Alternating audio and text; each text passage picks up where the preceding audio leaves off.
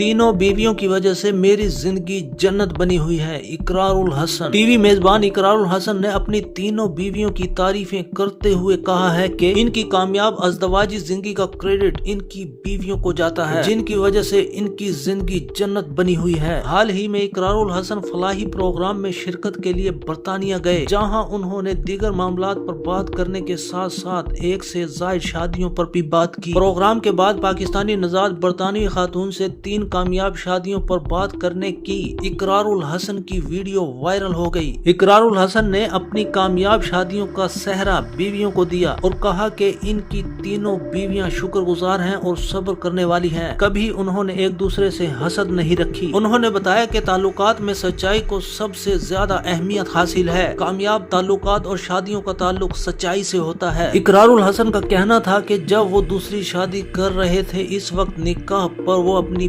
पहली बीवी से फोन पर गुफ्तगू कर रहे थे। उन्होंने कभी अपने मामलात खुफिया नहीं रखे। इकरारुल हसन के मुताबिक उन्होंने तमाम मामलात और ताल्लुकात में सच्चाई को अहमियत दी। उन्होंने किसी से कोई बात नहीं छुपाई, क्योंकि एक झूठ को छुपाने के लिए 10,000 गलत बातें करनी पड़ती हैं। उन्होंने अपनी तीनों कामयाब शादियों का क्रेडिट बीवियों को दिया और कहा कि तीनों ने कभी इनसे किसी चीज की फरमाइश नहीं की। जिन्हें जो चीज दी जाती है वो इस पर खुश होती हैं। कभी उन्होंने एक दूसरे से हसद नहीं किया। इकरारुल हसन ने कहा है कि उन्होंने कभी चीजें मुनज़्ज़म मंसूबाबंदी से नहीं की। इनका नाश्ता कहीं और तो खाना कहीं और होता है और इन सारी बातों का क्रेडिट इनकी बीवियों को जाता है। इकरारुल हसन ने अपनी तीनों बीवियों के लिए दुआएं करते हुए कहा है कि खुदा उन्हें लंबी उम्र और सेहत दे। तीनों बीवियों की वजह से इनकी जिंदगी जन्नत बनी हुई है। ख्याल रहे कि इकरारुल हसन ने पहली शादी साबिक न्यूज कास्टर कुर्रतुल ऐन से 2010 से